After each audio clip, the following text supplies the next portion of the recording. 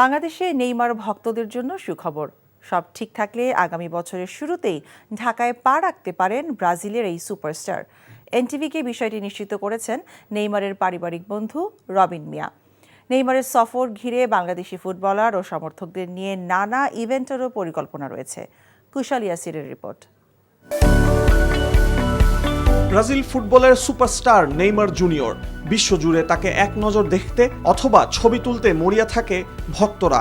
বাংলাদেশের নেইমারের ভক্তদের এই কাছ থেকে দেখার স্বপ্নটা সত্যি হওয়ার খুব কাছে।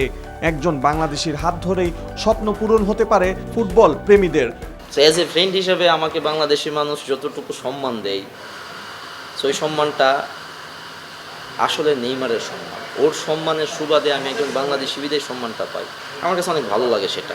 বাংলাদেশিদের মানুষের এই মনের আশাটা আমি পূরণ করতে চাই। একটা কোম্পানি, তারা 100% মৌখিকভাবে এবং লিখিতভাবে আমার সাথে তারা একটা ডিড সাইন করছে। নেক্সট ইয়ারের শুরুর দিকে ইনশাল্লাহ আশা করি যে আমরা সেটা করতে পারব।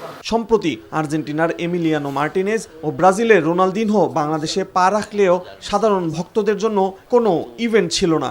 তবে নেইমারের ক্ষেত্রে ভক্তদের প্রাধান্য দেয়া হবে বলে জানিয়েছেন রবিন। আমি চাবো যখন নেইমার আসবে সে ফুললি ডেডিকেট আমার দেশের জন্য। আমার দেশের যে সাধারণ মানুষ নেইমারকে পছন্দ করে বা যারা পছন্দ করে, আমি সর্বোচ্চ চেষ্টা করব যে তাদের ওই মনের আশা পূরণ করার জন্য। মানুষ যেন নেইমারকে দেখতে পারে। আমি তো পারবো না 16 কোটি মানুষকে নেইমারকে দেখাইতে, বাট যারা ফুটবল প্রেমী তাদের জন্য অবশ্যই আমরা ওইভাবে প্ল্যানিং করব। এবং যারা মিডিয়া কর্মী আপনাদের মতো যারা আছেন, আমরা একটা চ্যারিটি ইভেন্ট করব, যেটা আসলে ইমোশনালের যে জায়গাটা মানুষ নেইমার এসে যেন ফিল করতে পারে।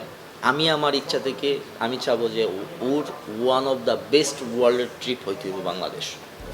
ভৈরবে বেড়ে ওঠা এই তরুণ জীবিকার তাগিদে পাড়িয়ে জমিয়েছিলেন ল্যাটিনের দেশ প্যারাগুয়েতে। সেখানেই নিজের পছন্দের খেলোয়াড় নেইমারকে দেখার জন্য তারই এক সতীর্থের মাধ্যমে চেষ্টা চালান। এক পর্যায়ে সফল হন। সময়ের সঙ্গে হয়ে ওঠেন নেইমারের বাবাসহ পরিবারের সবার ঘনিষ্ঠজন। কথা আছে না যে আপনার যখন খিদা থাকবে আপনি কোনো না কোনোভাবে খাবার খুঁজেই নেবেন। আমার মধ্যে একটা খিদা ছিল। তখন গিয়ে দেখি যে আমার একটা ফ্রেন্ড, ও ফাইন্যান্সের কাজ করে একটা কোম্পানিতে। ও বলতেছে আমি তো জোয়ানকে চিনি। জোয়ানকে সব বললাম। তখন জোয়ান বলল, আমাকে জড়ায় সে কায়দা দিছে। আমি ইমোশনে বলতেছে আমি তোকে নেইমারকে দেখাবো। This is my compromise. হঠাৎ করে জোয়ান একদিন ফোন দেয়, তুই টিকিট কাট, আমি প্যারিস যাইতেছি। এয়ারপোর্ট বলতেছে, এয়ারপোর্টের বের হওয়ার সময় আর কি, প্যারিসে বলতেছে তুমি কোথায় যাবো? বললাম নেইমারের বাসায় যাবো। সুন্দর কেন আমাদেরকে পাস করে দিল।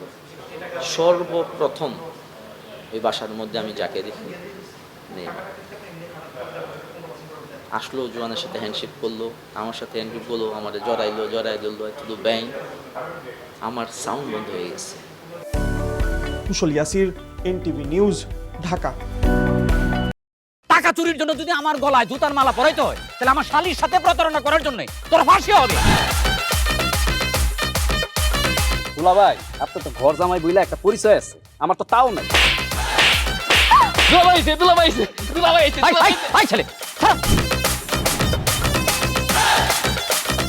রাজনৈতিক ফ্যামিলির মেয়ে হয়ে ওই কাজ করবে। যারে পাবো আরে পিটামু, রক্তের নেশায় ধরতে, রক্তের নেশায়, কাঁচা রক্তের নেশায় ধরতে। তোমার এই পলিটিক্স আমার বাম পকেটে থাকে। তোর বউরে ঝামেলা পাকাই। এই বেটা, আমি তখন বিয়ে করিনি। দুইটার আমি গুলি করে মারু। মাসুদরা কোনোদিন ভালো হয় না। আপনার পোশাক আশাক দেখে কিন্তু আপনার তালুকদার বংশের লোক মনে হয় না আব্বা। আপনার মনে হয় যে আপনি ফকির বংশের লোক।